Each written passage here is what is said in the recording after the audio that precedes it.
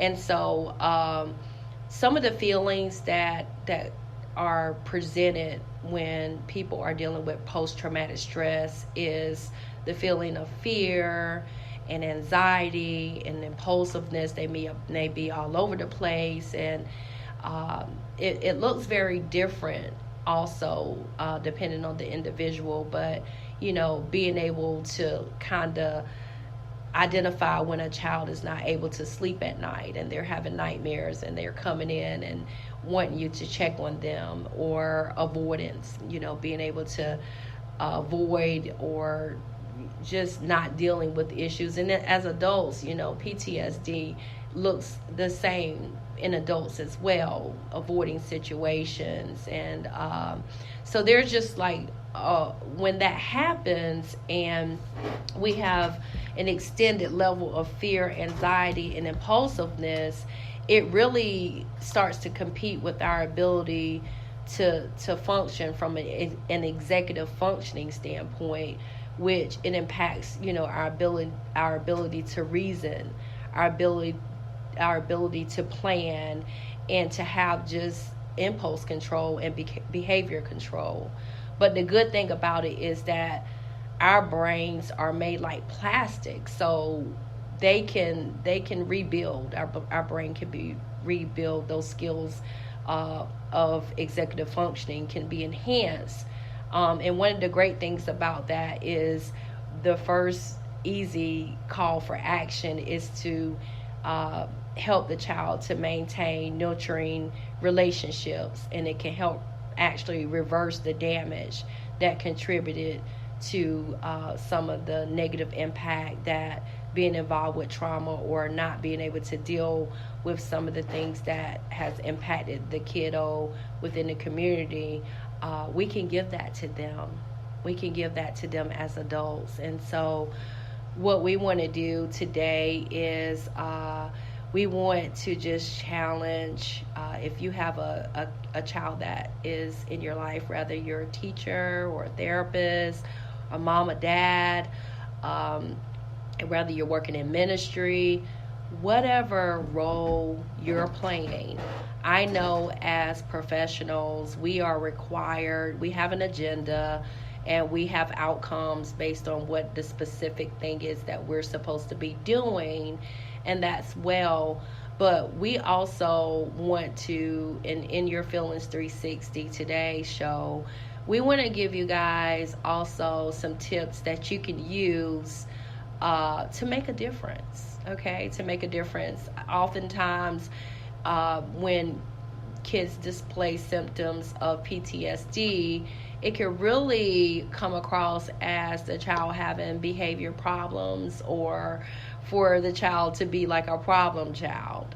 And so if I've experienced trauma as a child, and then I don't have the necessary relationships or people around me to give me that therapeutic level of support, and I go into the classroom, I'm not paying attention because I am reliving the experience, or I'm avoiding communicating with my teacher or my peers because of fear and anxiety that's associated with the event that I've witnessed. And so as a result of that, being that I'm not paying attention, now it's turned into a behavior concern. And so we just want to be proactive, and we want to have conversations with our kiddos, not so much to help them in reference to like, okay, they really need to see a mental health professional, or they need to have professional guidance and assistance to help them really get into the nutshell of treatment. However, it takes a village, okay? So it takes a combination of being involved with a therapist, but also it takes those adults that's involved with these kids to be skilled enough where they are positioned to help them to grow and to thrive socially and emotionally. So how can you help a child to thrive? So I'm going to share 5 healing gestures with you today, 5 tools that you can add to your toolbox as an individual that may come in contact with it. And you may even come in contact with individuals that have been impacted by trauma as a child, or you yourself may have been impacted by some type of trauma, and you may be able to also benefit from these tools that I will be sharing with you. So the first one, in just to piggyback off of the pride skills that we've been talking about during the past shows, the first tool that I want to share with you is just being able to celebrate. Being able to celebrate the child by telling them and complimenting them for any efforts or successes that they may have, and giving them those labeled praises that comes from the pride skills, giving them those labeled praises and being able to say, thank you so much for showing up today. I really appreciate it. We're so glad that you're here. Thank you so much for completing your homework assignment. That is wonderful to see you focus the way that you focus, to have that completion. Or even if, we're at home and a child goes through trauma, we still have responsibilities that we have to continue. So you may be able to give and celebrate the fact that the kiddo got up and got through that morning routine. They were able to brush their teeth and finish their hygiene and get out the door with no problems. Let's celebrate that. Let's celebrate those very small things that makes a huge difference. The second tool that I'd like to share with you is providing them comfort and giving them what they need, like learning how to be calm and patient. As parents, I am a parent, I'm a psychotherapist, but I'm a parent first. And as a parent, I want my kids to be successful. So a lot of times as parents, those CEOs of our families, we're on it. We're on our kids and we're giving them those commands. I need you to clean your room. I need you to wash the dishes. I need you to follow the rules. And we get anxiety as parents because we have to, play that role, assume that role of leadership. But sometimes we can come across as being frustrated because it seems like they're not able to fulfill the task or the request that we have put before them. And so working and thinking about PTSD, post-traumatic stress, we want to learn to be calm and patient with kiddos and practice mindfulness and give them just that sense of peace, and just learning just to be calm and mindful. Just stay within the moment, being calm, being in touch with our internal self, and even, taking 5 minutes to practice deep breathing and teach them, how to regulate themselves and to put themselves at a place of calmness and peace.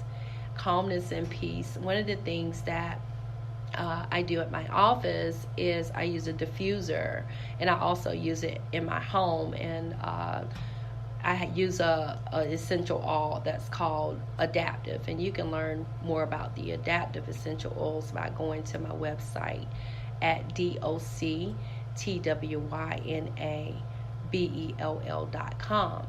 But the Adaptive is just like the purest of the pure essential oils. And if you put it in a diffuser, it just gives you the calmness and the peace and the patience that helps you to really regulate your emotions from an environmental environmental standpoint. The third tool that I want to share with you is just listening to the kiddos or to your loved one or the individual that you're involved with. Listening to them, just providing reflective listening, it shows that you're interested in what they're saying. And so that's the R, that's a part of the pride skills. So the P is labeled praises. The R is reflective listening. And so reflective listening is just turning off, the fact that we're in charge and giving kiddos an opportunity to express themselves and being able to reflect back to them. If they come home and say, hey, mom, or dad, I ran into a brick wall today and made some decisions that has impacted me, and I'm sad about that. You want to take the time and say to them, I hear you. You're saying that your day was very difficult and you had a very hard time. And together, we can figure out a solution to help you have better days. And so that's one of the things that we want to be more intentional with in reference to helping our kids to thrive. And then the fourth tool that we want to do is we want to be collaborative partners with our kiddos. We want to collaborate with them by asking them for their feedback. It could be as simple as working in the kitchen or choosing what we're going to have for dinner, and collaborate with your kiddos and give them the opportunity to be involved with the decision making. If you are a professional, or if you work within the school setting, or if you work within the church ministry, again, we all have our responsibilities. We have to plan, we have to be organized, and we have to have things in place in order to do our job as adults.